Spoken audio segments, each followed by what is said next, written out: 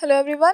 जो पिछला वीडियो है उसमें हमने डिस्कस किया था क्रिटिकल एनालिसिस को कैसे अटेम्प्ट करना है। आज का जो वीडियो है इसमें हम डिस्कस करेंगे क्रिटिकल अप्रिसिएशन जो है, अगर ऐसा कोई क्वेश्चन आपको आता है तो उसे कैसे अटेम्प्ट करना है।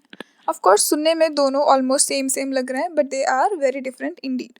सो क्रिटिकल अप्रिसिएशन अगर आपको एग्जाम में आता है क्वेश्चन, तो आपको क्या करना है कि पहली चीज़ आपको जो वर्ड है, जो अप्रिसिएशन जो वर्ड है, इसे आपके माइंड में क्लिक होगा कि जो पोएम है उसको आपको अप्रिशिएट करना है। यानी कोई भी जो पोएम है परफेक्ट नहीं होती है, कुछ ना कुछ उसमें फ्लॉज हो सकते हैं, but despite those flaws you have to appreciate the poem. ऐसा नहीं है कि झूठी तारीफ करनी है, बट ऐसा है कि पोएम का जो फील है उसको आपको समझना है और उसको एन्जॉय करना है और उसके जो पॉजिटिव्स है उसके बारे में आपको लिखना है। तो जहाँ क्रिटिकल एनालिसिस में जो है हम पोएम को बहुत प्रॉपर रिसर्च करके उसके ग्रामर के बारे में चीज़ें लिखते हैं और उसमें जो जो डिवाइस यूज़ हुए हैं, जो प्लॉट्स यूज़ हुए हैं, उन सब लाइक बहुत डिटेल में जाते हैं ग्रामेटिकल वाला पोर्शन में। वहीं जो क्रिटिकल अप्रिसिएशन है यहाँ पे हमें मोर टुवर्ड्स द फीलिंग, हमें उसकी फीलिंग के बारे में ज़्यादा बात करनी है। बहुत बार जो स्टूडेंट्स हैं वो आंसर लिखना शुरू करते हैं, I think, in my opinion, इस तरीके से जो चीज़ें लिखते हैं ये गलत है, क्योंकि जो आपको फोकस है वो पोएम पे रखना है, अपने ऊपर नहीं रखना है। आपके ओपिनियन मैटर नहीं करते हैं। आई मीन हाँ, एटलीस्ट लाइक एग्जामिनर को तो नहीं करते हैं, राइट।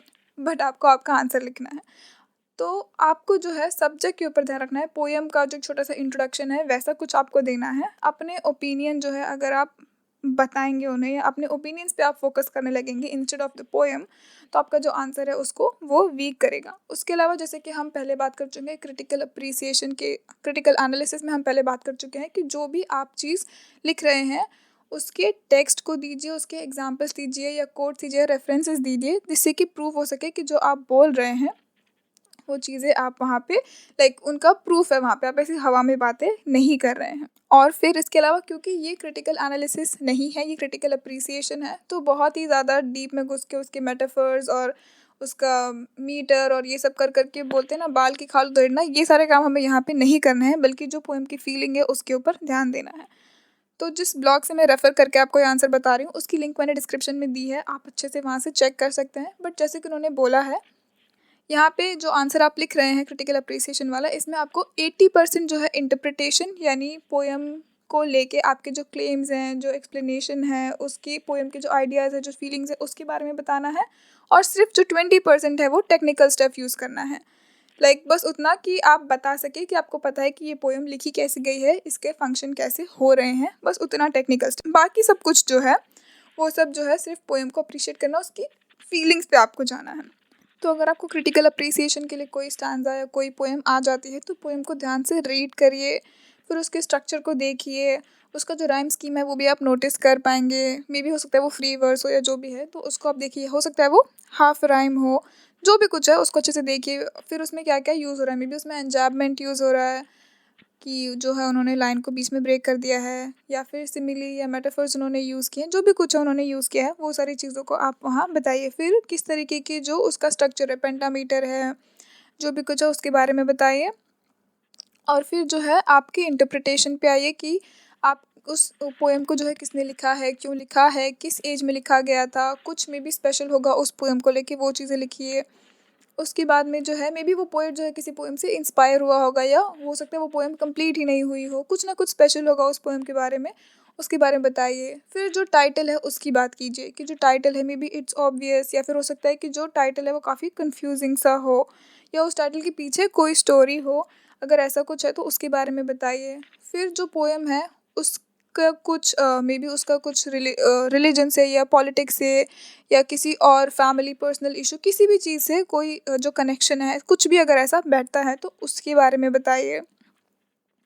फिर हो सकता है वो पोएम किसी लिटरेरी मूवमेंट को बिलोंग करती है, मान लीजिए रेनेसा या लेट रेनेसा, या फिर हो सकता है जैसे जो हमारे प्री रेफेलाइट ब्रदरहुड है, या फिर जो हमारे रोमांटिक पोएट्स हैं या सेकंड जनरेशन रोमांटिक पोएट्स है, ऐसा कुछ है, वो किसी ऐसे एरा को बिलोंग करती है तो उसके बारे में बताइए।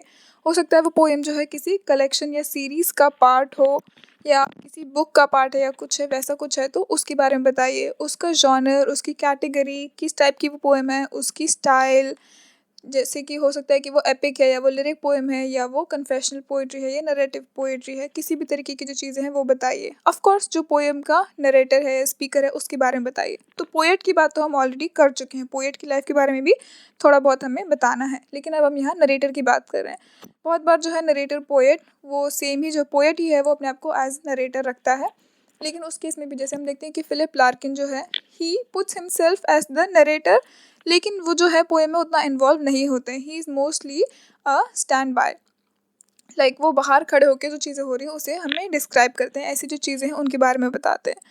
तो उसके बारे में लिखिए। फिर पोएम की जो टोन है वो किस टाइप की टोन है, पोएम का जो मूड है वो किस टाइप का मूड है, ये दुखी है या सीरियस है या कुछ भी हो रहा है वहाँ पे, किस टाइप की चीज़ें हैं वो उसके बारे में बताइए। फिर जब आप है पोएम को एक्सप्लेन कर रहे हैं तो उसमें कौन कौन से कैरेक्टर्स हैं, वो पोएम क्यों लिखी गई थी, क्या वो पोएम किसी को इन्फ्लुएंस कर रही थी या वो पोएम खुद किसी से इन्फ्लुएंस थी, उन चीज़ों के बारे में बताइए। फिर पोएम में जो जो मेन आइडियाज़ हैं, जो भी उसकी समरी है, उसका हिस्टोरिकल कॉन्टेक्स्ट कुछ है तो उसके बारे में बताइए। जैसे कि जो ओलिवर क्रॉमवेल वाली पोएम एंड्रू मार्वल ने लिखी है तो उसकी जो स्टोरीज़ हैं उसके बारे में आप बताइए कि वो क्यों लिखी गई थी, वो जीत क्या थे, ऐसा कुछ हो, जो भी कुछ हो उसके बारे में आप बताइए। और अगर आप ये सारी चीज़ें वहाँ पे ऐड करते हैं, सुनने में बहुत ज़्यादा लग रहा है ना, it feels like it's overwhelming, but poem जब आपको सामने दिख रही है, मान लीजिए वो 4 लाइन आपके सामने दी हुई है, तो आपको ऑलरेडी दिख रहा है कि उसमें क्या क्या पोएटिक डिवाइस यूज़ हुए हैं, आपको सामने दिख रहा है कि उसकी स्कीम क्या है, आपको सामने दिख रहा है कि उसका मीटर क्या है। ऑफकोर्स आपको पोएम, पोएट का राइटर, पोएम का नाम तो आपको पता ही है, तो आपको ये सारी चीज़ें तो ऑलरेडी पता है, सिर्फ वहाँ पे लिख के आनी है। और ऑफ कोर्स अगर 20 मार्क्स का क्वेश्चन है या 10 मार्क्स का भी क्वेश्चन है तो आपको उसको अच्छे से लिख के आना है, अगर आपको अच्छे मार्क्स चाहिए तो जो है अब मुझे लगता है कि आप बहुत अच्छे से जो है क्रिटिकल अप्रिसिएशन जो है कर पाएंगे, अटेम्प्ट कर पाएंगे और उसको अच्छे तरीके से लिख पाएंगे।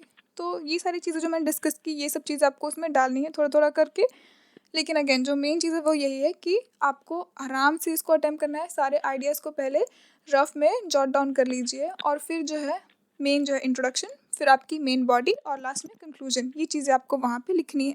सब चीज़ें जो है इस तरीके से डालनी है कि वो ओवर ना लगे, ऐसा नहीं लगे कि कुछ तो इन्फॉर्मेशन इसके पास थी तो वो लिखता गया, या हो सकता है कि जहाँ आप टेक्निकल स्टफ लिख रहे हैं सडनली आप जो पोएम की फीलिंग्स पे आ गए और फिर सडनली आप वापस टेक्निकल स्टफ लिखने लगे। इस तरीके से आपको लिखना है कि वो सब आपस में कनेक्टेड रहे, इंटरलिंक्ड रहे, और जो फ्लो है, जो चेंज हो रहा है इधर से उधर में, वो एकदम स्मूथ ट्रांजिशन हो, ऐसा नहीं हो कि कुछ भी सडनली होता जा रहा है आपके आंसर में। और जो है इसके साथ ही जो आपका आंसर है वो ख़त्म हो जाएगा कंक्लूजन के साथ में। और आई होप आपको ये वीडियो अच्छा लगा हो, समझ में आया हो कि आपको क्या क्या चीज़ें लिखनी है, कैसे लिखनी है।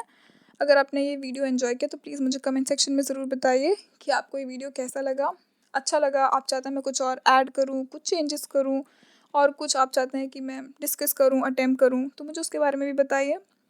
I wish you all the best for your upcoming exam. I hope to see you guys in the next one. And of course, please don't forget to subscribe to my channel.